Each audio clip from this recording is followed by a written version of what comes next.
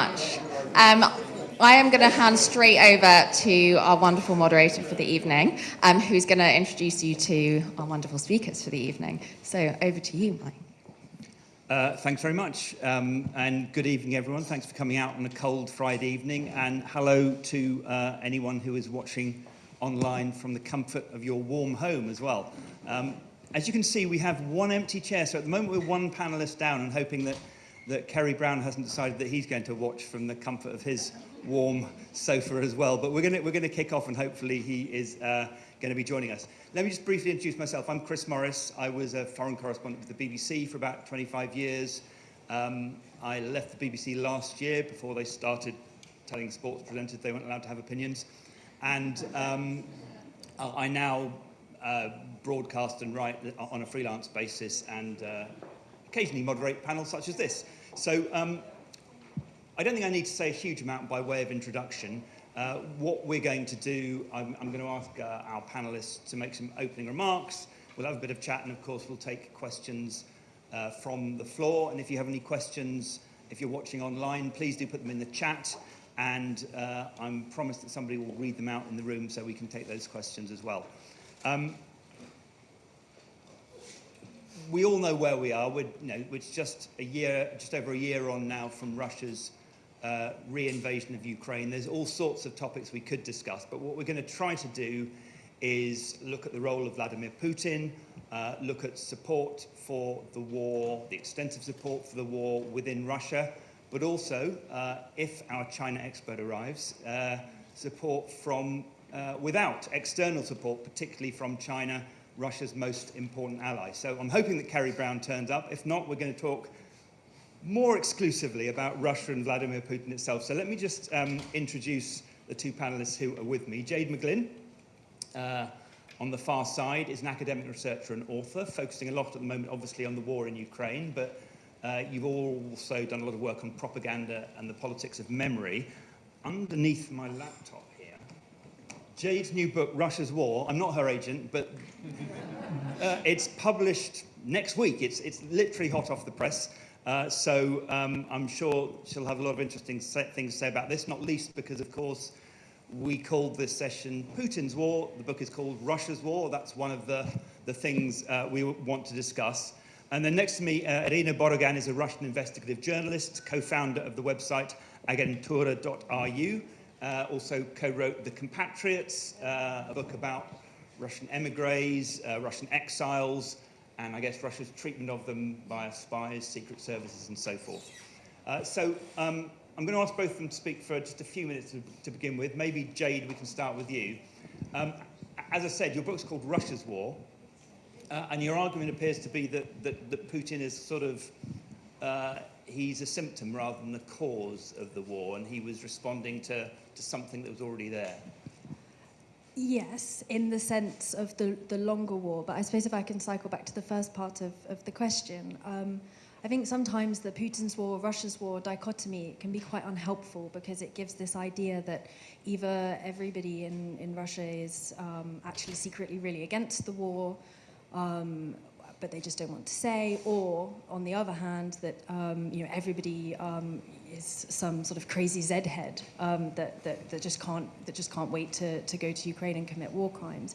And as always, the situation is far more nuanced, and I think most of the population would really fall. Well, I'd rather talk about attitudes than people. People are complex, but most of the attitudes, I think, are probably better understood as somewhere in a much more nuanced position. So where you have people who are apathetic because perhaps they don't like the war, but they just think, well, what am I going to do about it? And Putin has been, and the Kremlin has been great engendering political apathy in Russia over the last sort of 23 years. Or you have people who say, well, my country, right or wrong, since we've started the war, let's finish it. And they just sort of use that loyal, so it's neutral loyals, we could call, I think I call them. And then you have the group of people who basically approve of the war, but I think support, particularly the word support in English, is a little bit too strong because it gives these ideas of almost, football fans really cheering for something. And actually, really what we're talking about often is people acquiescing to something. And one of the things that I try to look at in the book is why people acquiesce to it. So there are of course, there are a lot of different reasons. the corrosive nature of fear, propaganda to a certain extent, but also some of the underlying attitudes and frames for understanding the world that meant people tuned on. But one of the things I hope I don't do is assume too much of a moralistic stance, because I think the important thing is to try to have that empathy to understand, Russia, there's nothing specific or pathological about Russians. They're not the first people to support a horrific and stupid war, and they won't be the last. So it's worth trying to understand why, but also to give Russians agency in their own decisions. Can I just briefly ask you all if you could speak loudly into your microphones? That would be much appreciated. Sorry.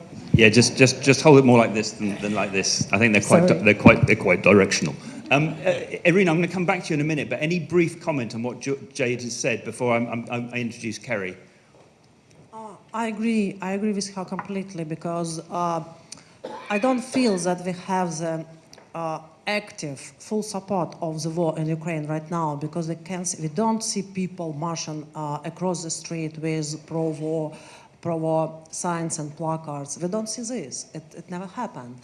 Of course, we have some events organized by the authorities, by the United Russia Party, when people are coming in thousands to support their president, but they don't do it by their own. Okay, we're going to come back and ask you a bit more about the mood in Russia in a minute, but let me introduce, better late than never, Kerry Brown, Professor of Chinese Studies at King's College in London, former diplomat in Beijing, and author of Xi, A Study in Power. Kerry, in the introduction I said, obviously we're talking about two separate but linked things, attitudes towards the war internally, but I guess Russia's most important external partner, friend, I don't know which word you use, is China. And I wonder if you could just speak for a couple of minutes on what you think the view from Beijing is on Putin himself and on Russia and its war in Ukraine. Sure, yeah, thanks. Is this okay? Can you hear? Yeah, this okay? Yeah, so China wants to sit on the fence, basically, but the fence is sort of very kind of unstable, and I think it's probably not super happy with what Putin has done, but it's not an ally of NATO, no way. So it kind of doesn't really want either side to win or either side to lose.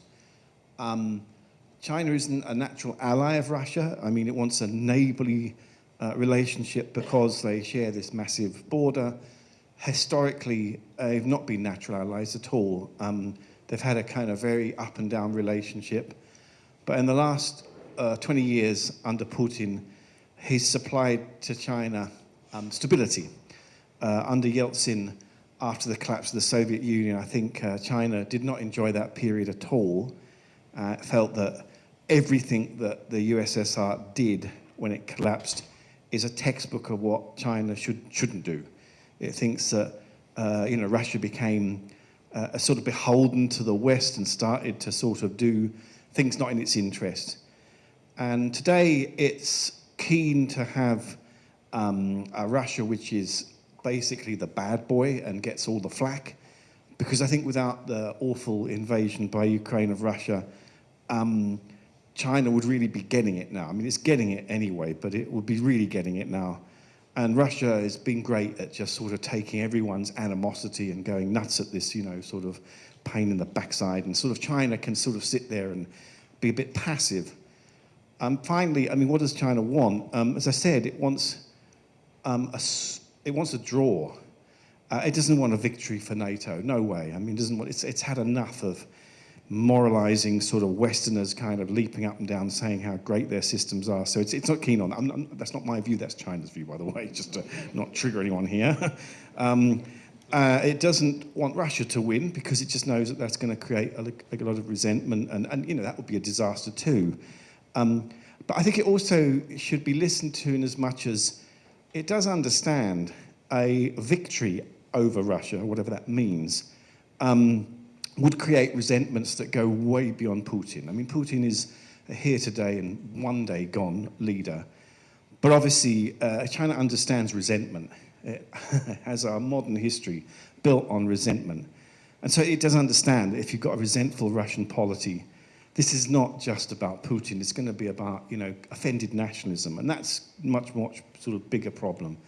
So that's what China wants. Does it have the influence to get it? Well, we can discuss that later, but it wants a draw. And you've sort of talked about the politics. What about the economics? I mean, there's been a lot of talk, well, you know, Russia may not be selling so much gas to Europe anymore. It can just send it the other way. But you do need pipelines in place, don't you, for that sort of thing? It's not an immediate switch. Does China see that it may have economic leverage over Russia because it'll be more dependent on it as a market? Yeah, I mean, China is not an equal partner. I mean, China's economy is 6 times the size of the Russian economy. So China does not see itself in the same club as Russia. I mean, it's also, despite economic problems, it's only got 2% inflation. I mean, you know, it's got a potential 5 to 6% growth rate this year. The energy is interesting. I mean, it has been an opportunity for China, but China's mostly been using fossil fuels lately. It hasn't really I think it's looked at the dependence of the West on on Russia's energy, and it's kind of thought, we're definitely not going to duplicate that. But it's been opportunistic, and so far the opportunities have been all right. But just finally, I mean, it definitely doesn't want Russia to tank the global economy. I mean, it doesn't want that. It does not want this war to sort of drag down, you know, the Western economies. That's not what it wants to. It just wants stalemate. Irina, I might be interested to hear what you would say, you know, people in Russia feel about potential support or otherwise from China, but more generally, the mood in Russia a year on from February 24th. You wrote a recent article in Foreign Affairs where you talked about not quite total war, the fact that Putin sort of promised to go for broke, but it's not quite been full mobilization. It's not quite been full nationalization of a war economy. It's not been quite total war in that sense. What does that do to the mood in the country?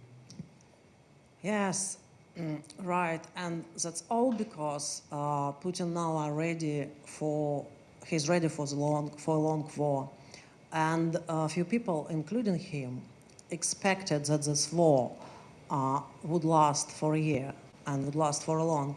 And now, and you know that Putin started. It was 3 days to begin with, wasn't it? But yeah, and it started as a short special military operation with a goal to take over Kiev, overthrow Zelensky, and appoint Putin's president. But we all know that this plan failed, and Putin is not going to stop, and there is no end in sight. And I want to say that 2 big mistakes were made about the situation by journalists and analysts at the beginning of the war and later. The first, that the Russian economy will be destroyed by the Western sanctions and by the war. And the second, that the Russian military resources, especially missiles, will be exhausted by the winter. None of this happened, and now we all are trying to adjust ourselves to the new reality, and the Russians are doing the same. Those Russians who were enthusiastic about the denazification of Ukraine now are asking themselves questions: when will that end? And many of them depressed and try to distance themselves from the war, and they try to live their everyday life, ignoring the tragedy completely.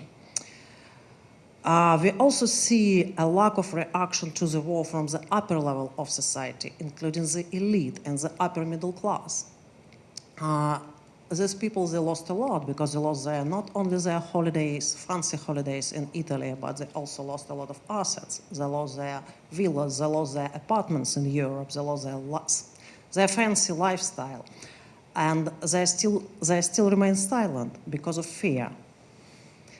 The other part of society, which is also very important, the independent-minded part of Russian society, people who still stay in Russia, they're living in constant fear of punishment for their views and for what they did in the past. Because many of them, I'm talking about people who are living in big cities and in Moscow, a lot of them, many of them, were involved into the cultural relationship with the West. They worked for, they cooperated with Western NGOs, they cooperated with cultural institutions like university, museum, and they all live in constant fear. The war prompted a large wave of immigration, and the first people who left Russia were young professionals, opposition politicians, activists, journalists like me. I did it before, and also political people like popular YouTubers, Instagrammers, and even TikTokers. They all left Russia immediately after 24th of December. The other wave of immigration we saw in September when Putin started mobilization, and thousands of men under 55 left the country, including some members of my family. And to be honest, in my family, only my father and my partner's father stay in Russia, and all other men, they just live, they are living abroad. And by some estimates, the number of people who left the country could reach 1 million. And the most of them are not going back soon. Because the security services and prosecutors, they are busy searching for people who just disagree with the Kremlin. And I can give you one example. This is a terrible example. It happens last week. A 12-year-old girl was sent to a special orphanage because she drew an anti-war picture at school. And her father was put under house arrest because he posted some anti-war stuff on his social media. So it's constant fear, and people living under feeling of fear everyday lives. You should not be a political activist or I don't know, somebody important to feel this fear. You can be just average person. And what we see is this is a Stalinization of the country. But I want to bring some optimism in the audience, because it's not always bad about Russians. So I wanted to say that there are millions of Russians in Russia who are against the war.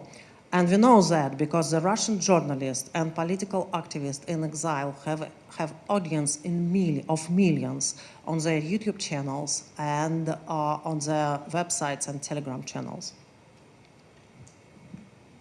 Thanks very much. I mean, Jade, would you genuinely agree with that analysis? I wonder how I know it's hard to say, but how strong is Putin's position, given that the war, sadly, looks like it's going to be going on for much longer than anyone expected?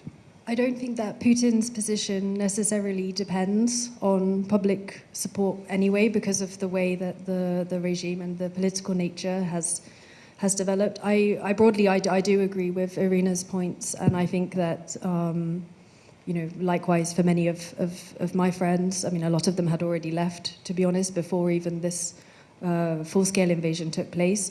But it's a pretty terrifying time if you are somebody who's involved, not even necessarily in politics, but also in civil society.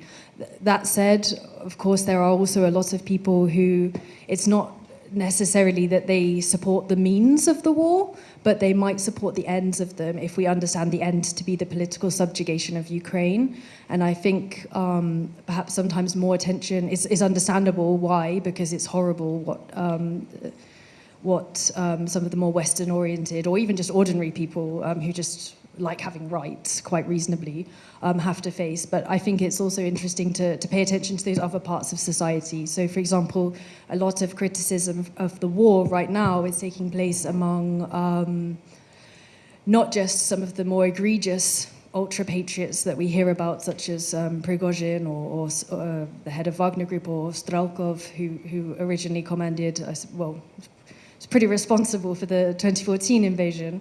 But also among different kind of volunteer groups, younger politicians, such as there's one called Roman Yuneman, for example, and he runs a sort of organization. They deliver blankets to Mariupol, and they're not supportive of the war, but they're very much my country, right or wrong. And I think it's interesting to see to what extent those types of movements are going to resonate, as opposed to, because there's already quite a nasty discourse about some of the people who've left.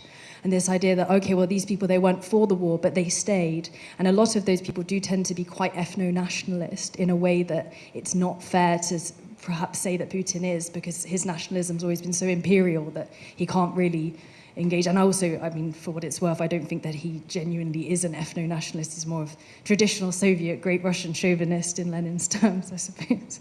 But yes, I'll leave it there. And Kerry, I was interested in the way you described China's response to Putin. As you know, I guess they do think that they play the long game all the time, right? But it's a bit different than sort of, you know, we can wait out Donald Trump because he's going to have 4 years, 8 at most. Putin doesn't recognise term limits. That's one thing. It's a longer term thing to think about. But how much does China view Russia through the lens of it being Putin's Russia, and how much through Russia, a large neighbour with which we have to do business and compete? Yeah, I mean, the memory of the large neighbour that they have to deal with, whether they like or not, is a big one. I mean, the influence of the Soviet Union over the People's Republic of China from the beginning was quite considerable, but they were always arguing, you know, and had a massive bust up at the end of the 50s and war in 1969. So it's not an easy relationship. But in the last 25 years, it's been harmonious enough because they're realists. They see themselves as realists. I mean, they're opportunists. China is an opportunist, I think, and presumably Russia is, I guess. It sees itself as a realist. But I guess that China is worried by a Putin that's caught in a corner and does things which are dangerous. It has spoken out a few times about use of tactical nuclear weapons, which it obviously worries about because it's got a non-first use policy. It's also produced this peace plan in the last couple of weeks, which is, I mean, it's not what's in the peace plan. I mean, it's that it did it, which is kind of interesting, and it's been quite promoting this peace plan. Will China use unique leverage on Russia? I mean, if it could have, it would. I mean, if it wanted to, it would have done that. It would have done that very early, but it hasn't. So all these people going bang on about, you know, China, the kind of great, you know, powerful country that's going to sort of remodel the world. Well, I mean, on an issue that really kind of does matter to it, it hasn't. It's been very passive. So I think that's been quite revealing. For Putin, China is pessimistic almost in everywhere it looks in some ways. And it always assumes that if it's not this one, it's going to be someone worse. So, I mean, you know, that's probably where it's operating.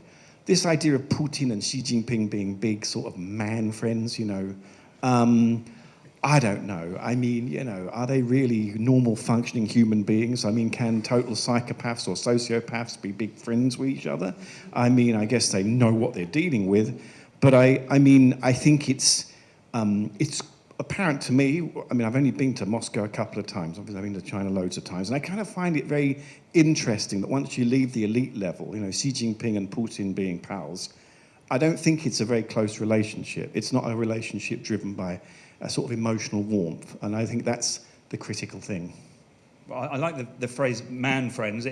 How important is that from, if you like, in Putin's propaganda universe, the idea that he's got this sort of close personal tie with President Xi? Is that something which is promoted a lot?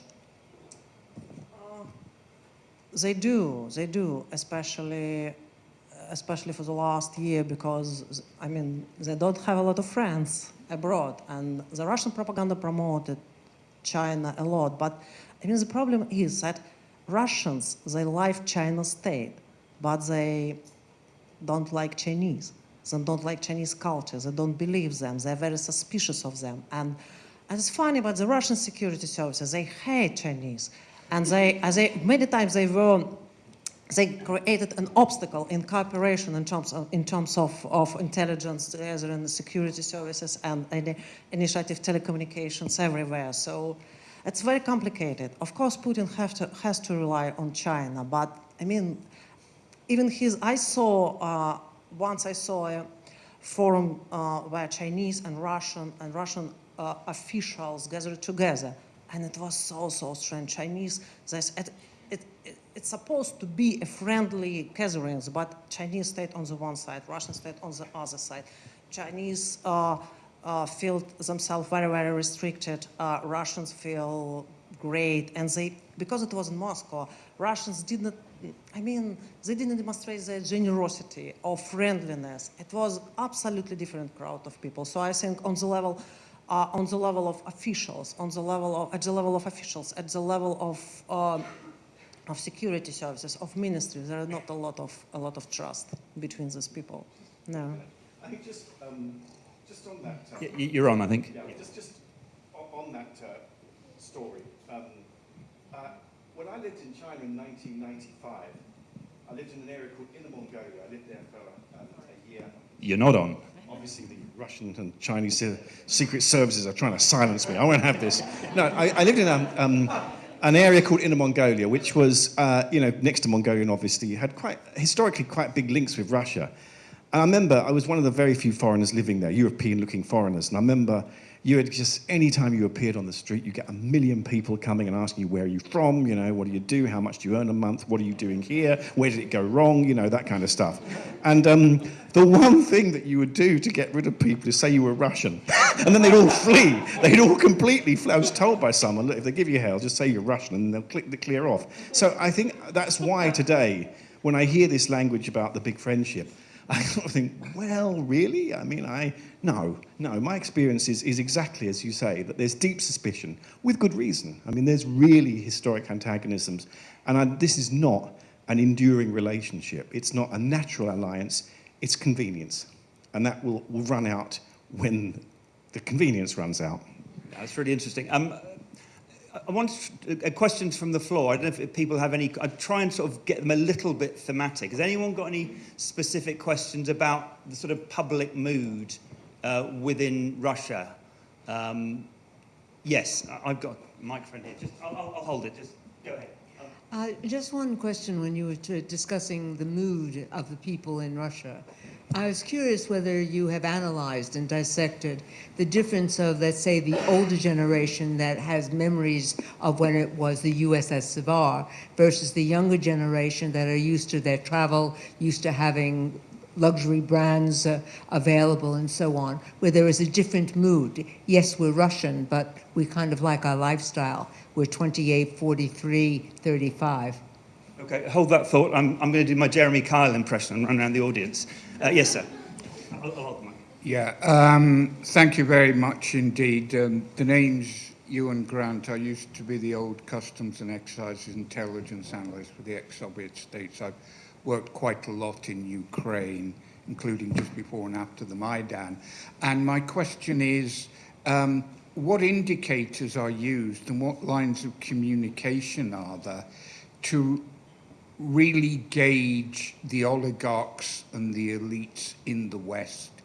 Are we making potential use of them in gauging elite opinion? And I know the oligarchs are not the Kremlin elite, but I wonder, it's the old Lyndon Johnsonism, better to have some of them inside the tent than outside. I'm not sure we're making enough use of that. Thank you. Okay, thank you. So one question, I don't know who wants to take it, one question on, I did guess, different generations, and then one on oligarchs. Jade, do you want to go first? Sure. So, of course, there's been quite a lot of polling. Now, it's very, very difficult to rely on the polling, and there's lots of caveats about doing polling in Russia at the moment. But for a long time, even if we look at sort of polling before the 24th February 2022, we do see there's quite a marked difference in attitudes of younger people, if we say that's under 35, to the generation that lived through the Soviet Union. We also see that in their attitudes towards the economy. So we see that in their attitudes towards politics, towards Putin, towards events in Ukraine. But we also see it in their attitudes towards the economy. So if a very high number of those who chose a view, I think the last survey showed that 80% of Russians, with the caveat about polls again, 80% of Russians would prefer a more Soviet planned distribution style of economy. That number is much lower, it's sort of around 50-50 when you get to the younger generation. So there's a difference. However, the idea, I think the memory of the way that the transition happened and the rise of the oligarchy in 1990s, the transition to capitalism is such a sore memory, and a memory that the Kremlin has done a very good job of manipulating and making even worse and instrumentalizing. As a result of that, I think, there's not necessarily there's quite a lot of, there's more Soviet nostalgia among younger generations than one might think, even though, of course, they didn't necessarily experience it, and even though it's much less than among older generations. And then just quickly on the point on oligarchs, I would say, well, I don't really understand that I know it's a useful term, but are there any oligarchs really? Because if an oligarch is somebody who has power because of their wealth, really, it seems the other way around in Russia today. Of course, that was a great description for the 1990s, but in Russia today, you have wealth because you have power, because you're close to power. And I mean, Irina will talk about this much better than I will, but the role in particular of the security services, even in deciding not just who gets jobs, but even who's allowed to resign, I think it's difficult. I'm not sure we should see this through the prism of oligarchs, let alone the moral qualms of doing deals with them. Irina, different generations? Of course, younger generation, because they're not so angry, disappointed, they're not so supportive of the war as older generations. That's true. But the biggest division is between the big cities like Moscow, St. Petersburg, and Yekaterinburg, and the Russian region, Russian provinces, because the level of life is so different, and people... to be honest, if you're living in Moscow and you're older 50, and it's very possible you have your holidays abroad every year. But if you live in Russian provinces, even in your early 20s, you maybe will never go abroad, especially in Europe. So it's social division. So what? And the question was how the West can use oligarchs. Yeah. But it's also, are they, and accepting Dr. McGlynn's point that I think the term oligarch is far too widely, it's become lazy shorthand. But whether elites, should we say, still have links with the West, are in any way a guide to top-level opinion. So it's partly about whether there's almost alternative centres of power that we could use, and I mean Jade seems to suggest maybe not, but I can't help notice they were rather slow in sanctioning Abramovich, and I can't help feel there were good reasons for that. Good reasons, not bad ones. I don't think they have a huge political influence. Oligarchs have huge political influence in Russia, and they have a lot of political influence over Putin right now, because it used to be in the early 2000s, because when Putin was not sure about economy, was not sure about what's going on in the country, and he needed their support, and he got oligarch support, except Khodorkovsky. Everybody supported him and no rebel against him. I mean, also it was also Gusinsky, but happens much earlier. And now I don't know, personally and emotionally, I'm so angry at these people for the mistakes of the 90s, for their smart people and they're intelligent people, and for they did not appreciate the democracy which was given by Gorbachev and then the Yeltsin. They did not support democratic institutions at all. They were always so close to the Kremlin and tried to promote the Kremlin's position, and they never supported really democratic elections. So, and after that, they got a lot of profit from that for the first times. But right now, they, I mean, as other level of society, they live in a constant fear. And Novichok, this is a word which is very visible for them. Whenever they are here in London or in Rome or in Moscow, it's all the same for them. So I don't know how the West can use them. I think that not using them at all and put them all under sanctions will be a good example for future generations. Because if you're don't support democracy, if you missed your chance to support democracy, if you support an authoritarian leader and only for profit, that was stupid, and everybody should know that, because you had to support institutions that could defend your profit and your assets in future. If you did not, you are losers and you should be punished.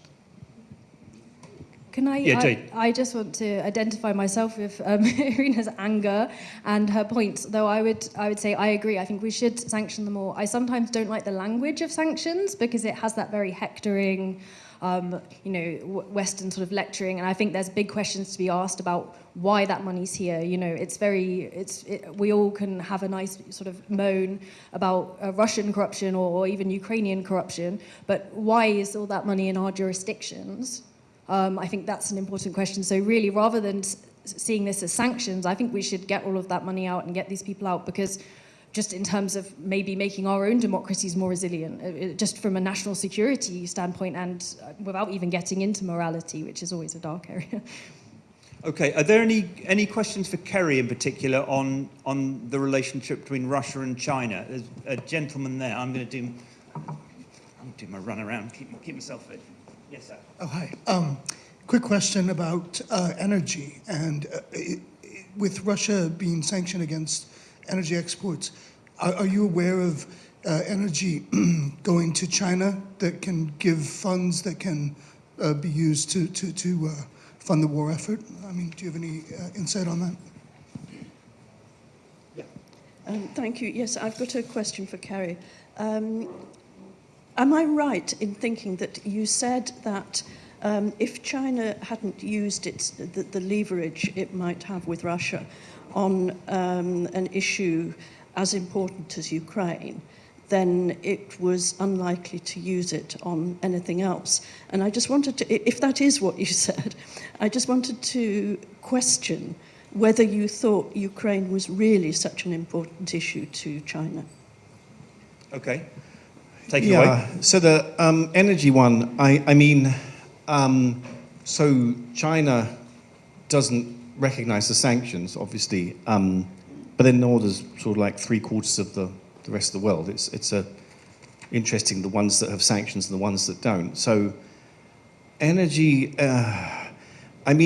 it's also not going to violate anything that will impact on its self-interest. So all of these rumors about China offering military assistance to Russia, I'm deeply skeptical of, because I don't think it's reached a point where China would see that was in its interest. Whether it's doing things covertly, who knows? I don't know. Because the US said recently, didn't it, that it thought that China was on the verge of providing lethal aid. I don't know if that was just a warning shot or hard to tell. But to be on the verge of something is not, to have done it. And I think for China that would be to cross a red line. I would be very surprised if it did it. And if it did it, there would have to be some huge strategic kind of calculation it would have made to justify that, because it's got huge domestic problems, economic problems and other things. So to come to the energy issue, yes, its priority now is to address those economic issues and make sure it gets 5% growth this year. And therefore, if it needs to have deeper trading relations with China for energy, which can be kind of sort of confusing enough and sort of difficult enough to track down, it probably would do it. So I think it's going to try and sort of make sure it doesn't violate any sanctions, and its finance entities, I believe, have sort of been kind of caught out with this, its banks and things, but it's quite good at concealment, so no one really knows what the hell's going on. For China, my point really is that this is a relatively easy thing for China to come out the good player, right? Because you're right. It's not absolutely central to its strategic interests. It's a big partner for Russia and Ukraine, actually. We forget that, but it had big investments in Ukraine, and Ukraine supplied some of its energy, and it had a big relationship. So you know, it can sit on the wall and it can try and be a mediator. In that case where it could probably have done something quite constructive and come out with kudos from, you know, everyone, it hasn't done it. It's just done everything it can to get away from the problem and not want any responsibility. So in view of the fact that that would have been a relatively straightforward, I mean, difficult as it is, it would have been relatively straightforward for China to at least come out looking positive. I can't see another case being sort of so relatively straightforward where it would, you know, kind of be able to come out the winner. So I just don't think it does not want to get involved. It just does not want to commit. Okay, other questions on, I mean, rather than me telling you what you're allowed to ask about, any topics you like. There's a microphone at the back. Do you want to do the gentleman there? And then I will give the microphone to the gentleman here. One back there. And we'll do one here and one here. Thank you. Just the issue of sovereignty. I mean, China, you know, generally has sort of beat up the West around lack of respect for sovereignty. And of course, Russia used to do the same thing, but for a reason I don't understand, the sovereignty word has sort of vaporized. Okay. Am I right? Or? Okay. Sovereignty. Slightly off-piste. I'm just curious because we got a China expert and 2 Russian experts, but the other country that might be doing a little bit of fence-sitting is India. I'm just curious to know if there was any opinion. Do we have any India experts? Yeah, well, I was based there for 4 years, so I could. It is the largest democracy in the world, but it has, and it certainly has an opinion on what's going on. Thanks. I have a question on the Chinese relationship with the conflict. I wonder how you'd respond to those that think that while China may not have necessarily endorsed the conflict, they're benefiting from it in some other ways. So, you know, you mentioned the fact that the distribution of votes in the General Assembly is quite skewed. It's not as if everyone in the world and their systems, endorse the Western policies, particularly of sanctions, right, and the SWIFT. And there are people who say that one of the things that this conflict is doing is allowing China to use the sanctions, etc., to advocate for urgently needed reform in the international architecture, finance architecture. You know, and you can see this in the rising importance of the yuan, this regionalization of relationships, and I wonder how you feel about that and to what degree you think those are considerations that are impacting their responses. Thanks. Okay, shall we start with sovereignty? I mean, there's various things you could say about it, but I mean, I guess one of the interesting things is, you know, obviously Vladimir Putin doesn't recognize Ukraine as a sovereign country. It doesn't recognize it. So where does sovereignty fit into this, and how does that impact on public opinion in Russia as well? So I think sovereignty is key. I think it's a really interesting question, and I think sovereignty is in the eye of the beholder. And when it comes to Putin, you're quite right. He doesn't see Ukraine as a sovereign country. I mean, he's written about this in a very detailed and boring essay that should have been edited down, but was not, where essentially the impression is of Ukraine as a weapon. The idea of Ukrainianness is his vision of it is as a weapon, you know, created by the Poles or by the West, by external enemies to threaten Russia, to threaten Russian identity, because the particular notion of Russian identity that he has and that he draws on, it's not his own, it's sort of wider. It depends really on control over Ukraine for lots of reasons to do with the legacy of Kievan Rus and lots of other points. But around sovereignty, I mean, if I were somebody closer to the Kremlin, what I would say is that actually this is a war about sovereignty, and this is an argument that does have some currency in the global south in particular, because the argument is that that Russia is fighting a war for a different type of international order, one against the unipolarity of America and the West that came after the fall of the Soviet Union, and against the cultural or normative imperialism and colonization of the West and of the US and NATO. So that argument that actually this is a war, an anti-imperialist war with the West as the imperialists rather than how we see it as Russia, that does have some currency in some parts of the world. I mean, whether or not it has currency because it's in their interests for them to agree with that, that's always a tricky question, but it is worth noting. Irina, thoughts on sovereignty? Sovereignty.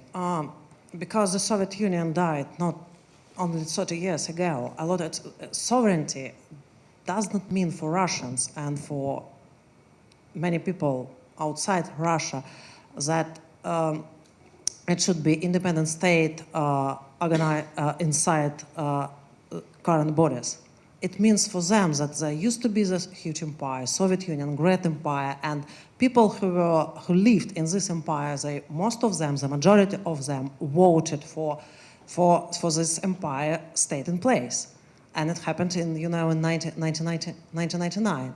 In 1991, the majority of Soviet people supported the Soviet Union, and they did not want that it would be disrupted. So there are a lot of people who are still thinking that this empire should be resurrected to some extent. And when they're talking about sovereignty, that means this, that we want Ukraine back, we want Moldova back.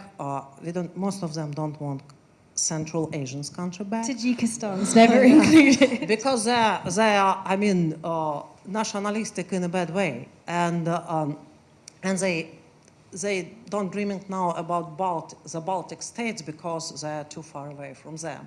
And so that's what sovereignty means for Russians, for many Russian people, and for Putin.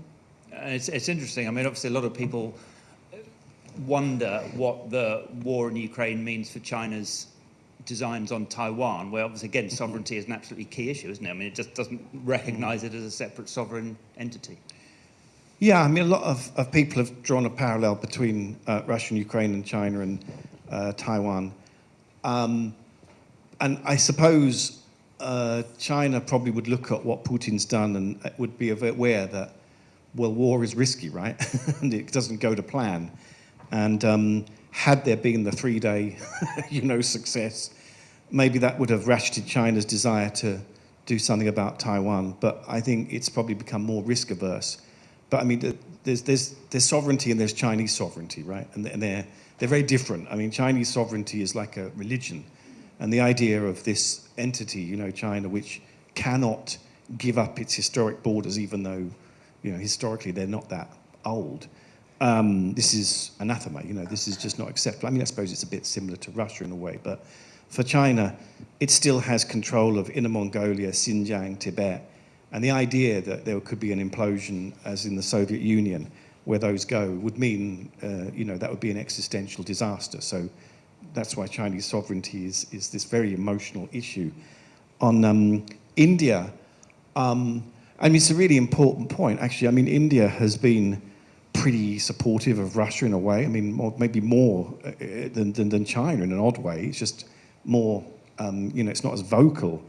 And I guess we always sort of let India off the hook because it's the democracy, as you say. I mean, and that sort of suddenly is the trump card. Its human rights issues are really serious, always have been. Its nationalism under Modi is every bit as scary as China. It's just not got as bigger an economy. And, so I sort of think, yeah, India's voice should be here.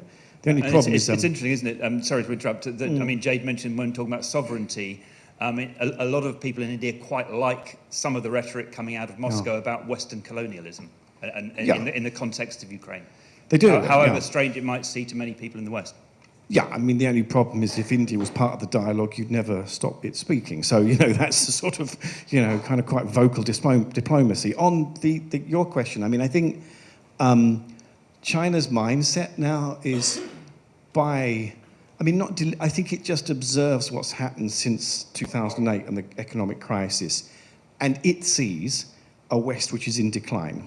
That is nothing to do with China. It feels it's not what it wanted, but it sees a West in decline, and its diplomacy is partly to defend itself against screw-ups by those that it once felt weren't so hapless. I mean, so I think it's really weird because, of course, the mindset in Europe and America often is still we have systems which are preferential and better, and we're more enduring.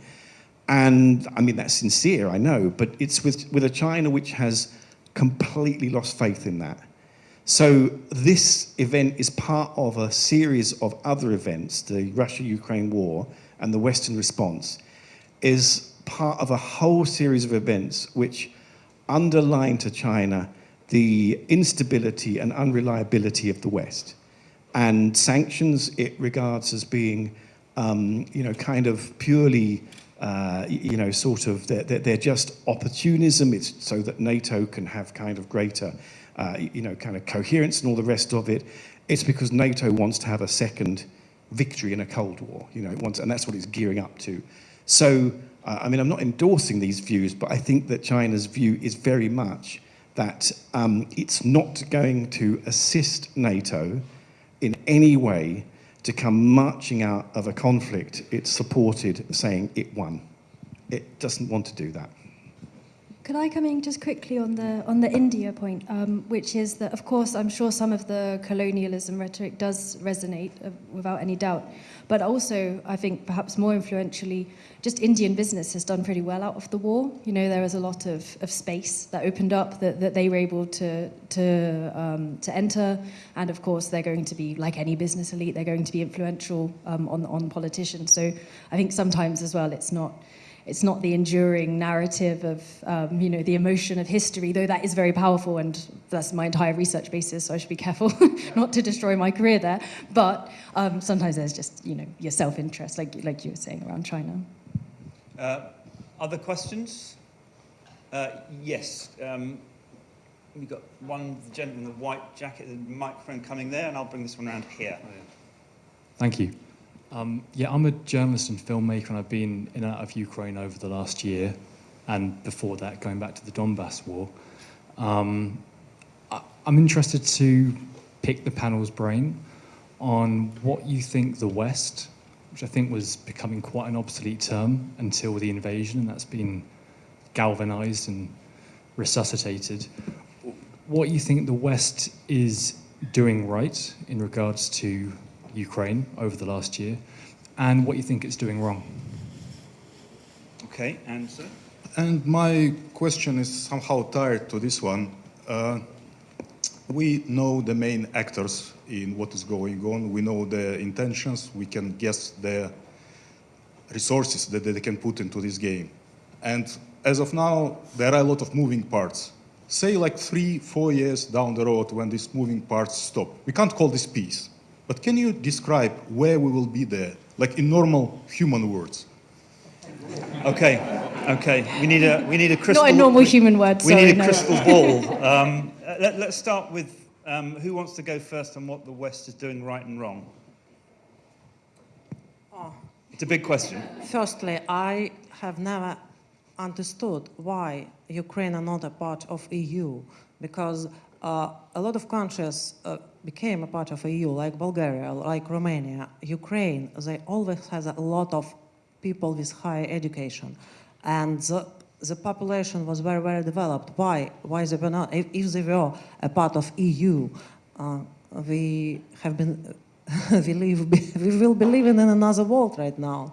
So that was the major mistake. And of course, the more recent mistake was that the American intelligence community estimates about building Russian military building up in May 2020 and later was not accepted seriously by EU politicians, by EU diplomats, by European journalists. And I had a lot of discussions with them back then, and I was just surprised. I just said, that's the same that happened in 2003 and the weapons of mass destruction. It was not, and there were clear signs of that. And I understand the nature of anti-Americanism in Europe, but I can't understand why it should create an obstacle in rational thinking and your logic. So that was a major mistake to me. Jade? I think that's a really good point, as clearly as somebody in the audience also agrees.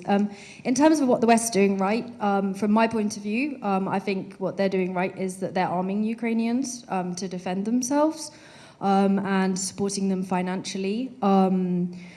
In terms of, and I think they should continue to do that, I think the discussions around negotiations are fine. Everybody likes negotiations, everybody likes peace, right? But peace for who? Peace for us, so we don't have to read about it? Or peace for Ukrainians? Because they're two quite different types of peace. And the question isn't about negotiations, what parts of Ukraine can we give to Russia? Because we don't have that right, and I think what that would lead to in Ukraine would be difficult. We would miss the current government, I'll put it that way. But also because who's going to get Putin to the negotiating table? How do we get him there? At what point has he shown any willingness to negotiate in good faith, like sending some sort of nobodies to negotiate in Istanbul or in Minsk, which is also a party to the conflict? I don't see any evidence of that. So I think we need to get to that bit first before we start saying what part of Ukraine we're going to force Ukraine to give up. In terms of what's been doing wrong, I think just to go to the European Union, it's always a bit awkward as a Brit to criticise the European Union, but I'm going to anyway. I think it's allowed. Yeah, okay. Okay, good. Then let me really get into it. So first of all, the French. No, I'm joking. No, I was discussing with some French people who work for EU institutions, and they were saying, well, Ukraine is never going to join, and it's just really, I just worry, are we leading them along a merry sort of dance, and they're going to be really disappointed. And I said, well, yeah, of course they're going to be really disappointed. And why can't they join? It's like, oh, well, it will require treaty change. Oh, it's a bureaucracy. And you just think Europe is so in need of this kind of emotive, like, foundational myth. And it's got one. I mean, I think most people have been very inspired. Many people in the West have been very inspired by the Ukrainians. They have this emotive myth. It's there. The Ukrainians want to join. And for them to just turn around and say, well, we have these sausage regulations, and I'm afraid that your Kolbasa doesn't meet them. In terms of doing things quickly, as a former Istanbul correspondent, I'd like to point out that I think the Ankara first agreement on potential Turkish membership was signed, I think, in 1962. So these things can take time. Ukraine's a very different case, but there are clearly obstacles in its path. Kerry, any thoughts on what's being done well, what's being done badly in the West? Yeah, it's a good question. I mean, I think it's been heartening that there has been, I think the West has done what it can do. But the brute reality is, the potency of the West as an economic kind of bloc with its sanctioning power is declining by the year, right? I mean, it's declining by the day. So that is a blunt instrument that I think is not going to have any leverage against, I mean, if we want to sanction China for some reason, go dream with the birds. I mean, that's just going to be a big joke. So I think this sort of habit of sanctioning people is sort of symbolically quite satisfying, maybe psychologically quite satisfying, but it's not gonna. I mean, it's got limited effectiveness. I don't know if I think 3 or 4 years into the future. Well, whatever happens, we have the brute reality of a Russia which is very resentful. Whether Putin goes or whether he goes or he stays, I mean, it's still going to, even, I mean, I presume, I don't know, but I presume as a Russian, whatever your view of Putin, you don't want to be defeated in a humiliating way, even if you want an exit maybe. I think that's what China's trying to do, but you don't want an exit where the West can crow about, yay, we won again, And I guess and it's not a popular view, but I really find this sort of, we're in this fight for democracy, we're in this fight for values. Well, are we? I mean, I don't know. I mean, I think it's an unjust and appalling thing, and the principle of it's not right for you to invade someone else. Yep, I get that. But the idea that you're on some sort of higher crusade, which some American and British politicians sign up to, sounds about 100 years out of date. And I don't think that language helps anymore. I'm not sure the Iraq war was that long ago, but, but I take. But I mean, we never learn. Well, what's your thought on that? I really agree. I think that sanctions, in particular, just the language of sanctions, I think I've already mentioned I dislike, and this idea that, oh, it's autocracy versus democracy. I mean, in particular, to go back to the European context, it was hilarious to see how Poland overnight went from, oh, this troubling country that was limiting the rights of women, to exercise freedom over their own bodies, to, oh, look, they're the biggest freedom fighter, yay. I mean, it's just because something's in our interest doesn't mean it's necessarily morally good, which is why there is a morality about the Ukraine, about Russia's war on Ukraine. I think I've probably made it quite clear where I see that line, but it's just, I find it just very depressing the way that this moralizing talk always gets brought in, because if we cared that much about morality, we probably wouldn't have any dealings with Saudi Arabia, which might or might not be a good thing. It's not my place to judge, but yes, just to sort of come from that. In terms of the moving parts, sorry. Well, I got distracted moaning about. To add to the moving parts, to be specific, can you see a situation in 4 or 5 years' time where all of Ukrainian territory in the Donbass and Crimea is back in Ukrainian hands? Because that would constitute a Russian defeat. Why should Ukraine not say this is what we want, and yet are we going to get anywhere near to that? I mean, Ukraine should say that's what they want, and I think that's what a lot of the Ukrainian population want, certainly if we look at surveys. I personally don't think that that is likely to happen, for lots of different reasons. But I think if we just stay on the moving parts, my big worry, as somebody who wants Ukraine to regain as much of its people, because it's people who live on territory, as possible, is that next year we have a huge election year. There are elections in the US, there are elections in Russia, if we can, elections. Obviously, we'll probably have elections here. And I do think that within the next 6 months are crucial in terms of what any longer term situation in 3 or 4 years will look like. I think that Ukraine's success on the battlefield right now and in the next 6 months, I think they're going to need that in order to convince the West to continue supporting, in order to keep that momentum up. And I say that sadly because I think that the West should support Ukraine fully, but just talking about being realistic. So that's my big worry, and I think already we're starting to see this. Oh, should we take some sanctions off? I really worry that the West is gonna miss an opportunity to focus on its own resilience and some of its own problems, and to help Ukraine. And I'm just very worried it will, sort of ebb out, peter out.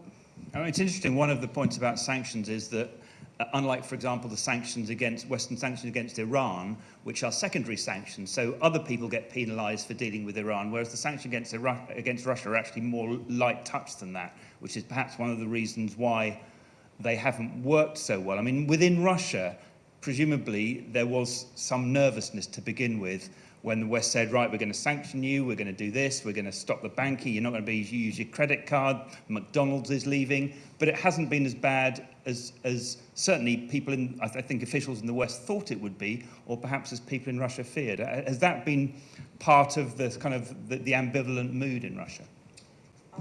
True. When the war started and sanctions, and the West implemented the sanctions, everybody was frightened in Moscow, and people, my friends, they bought a lot of perfumes and Western and luxury Western goods. But I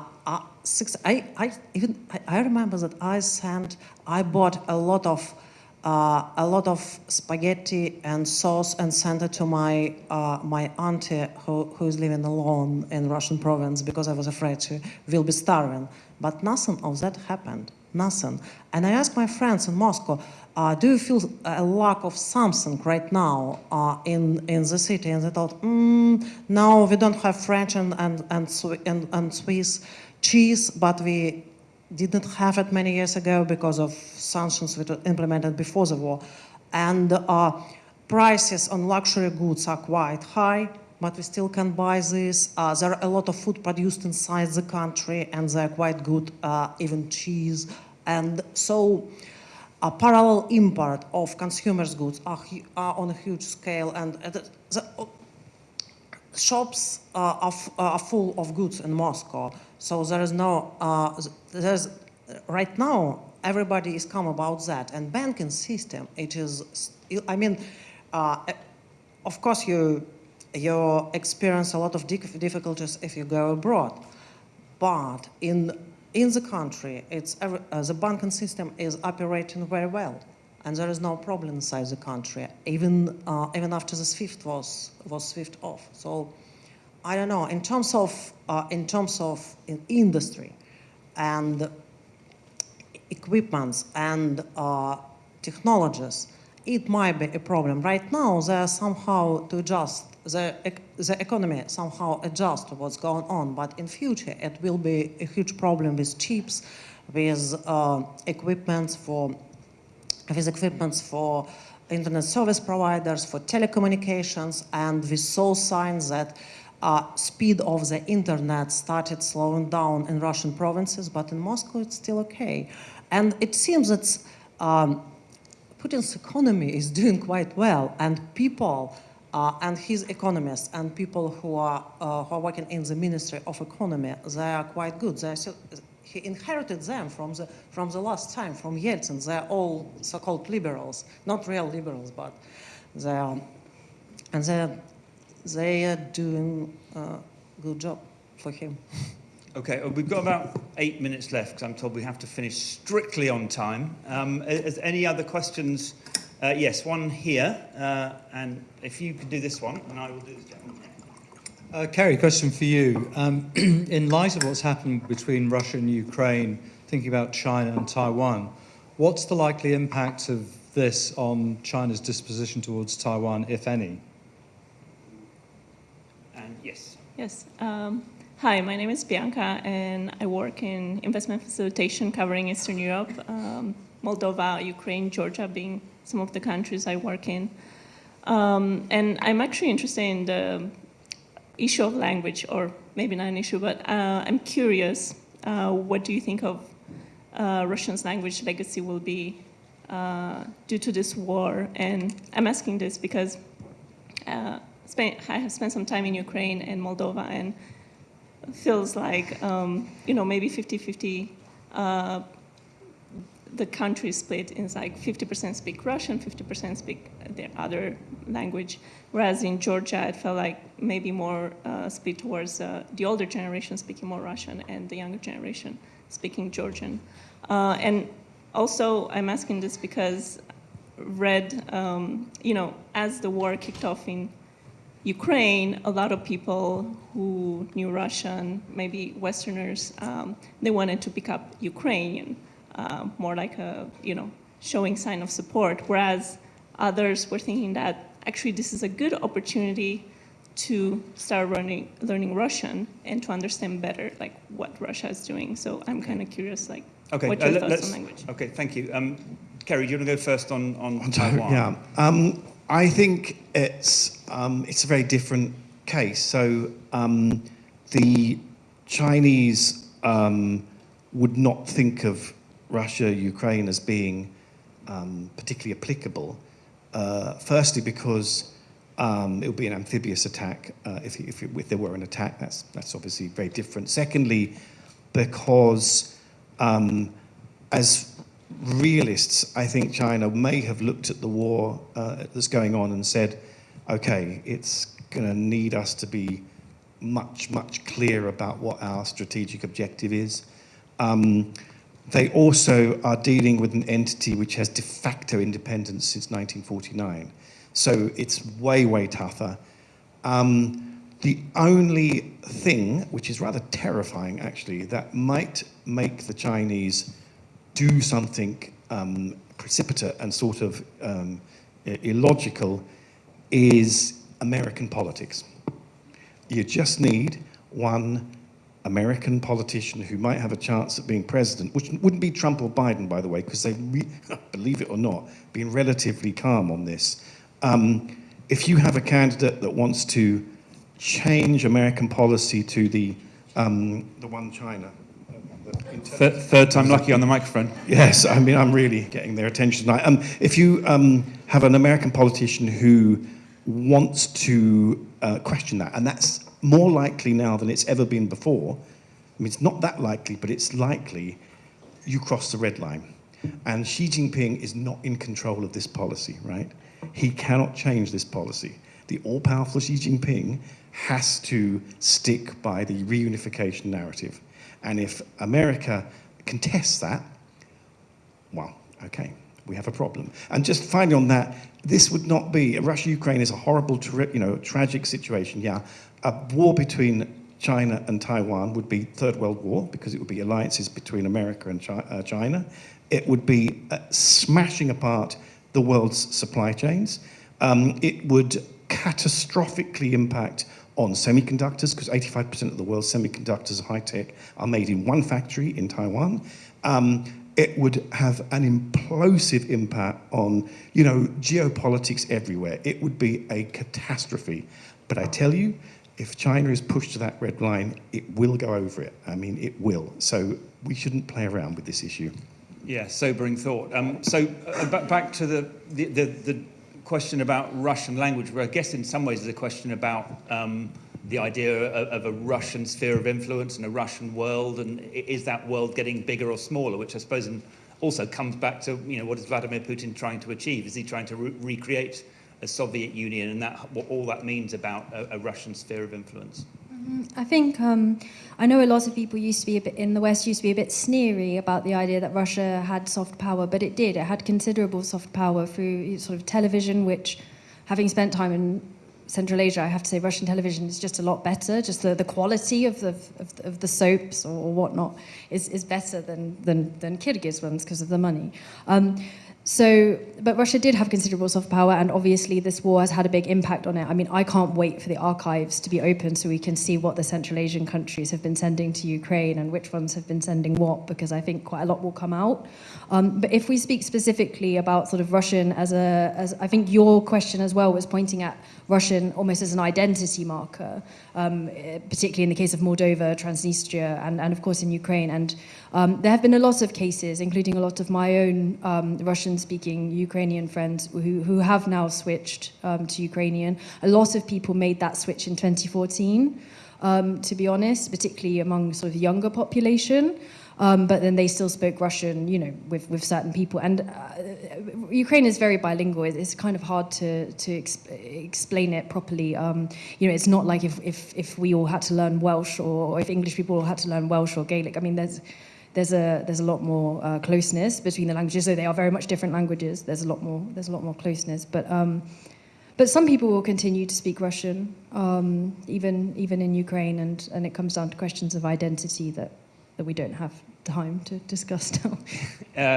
Irina, last word to you. Okay. You have about a minute. I think that the future of Russian language in Ukraine is very gloomy, because my father, he came from Odessa region, and many relatives, my relatives live in Odessa region, and the speaking language of Odessa always was Russian, because there are everybody lives there.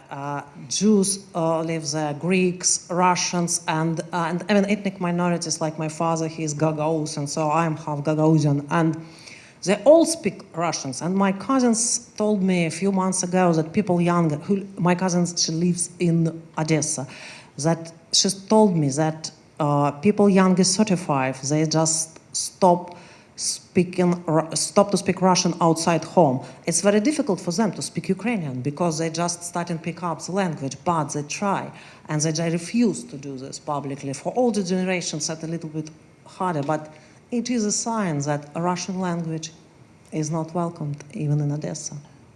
Well, it's a fascinating point to end on. We've ranged across a very wide area of expertise. So just finally, say thank you very much to our panel, to Kerry, to Jade, and to Irina. Thank you very much.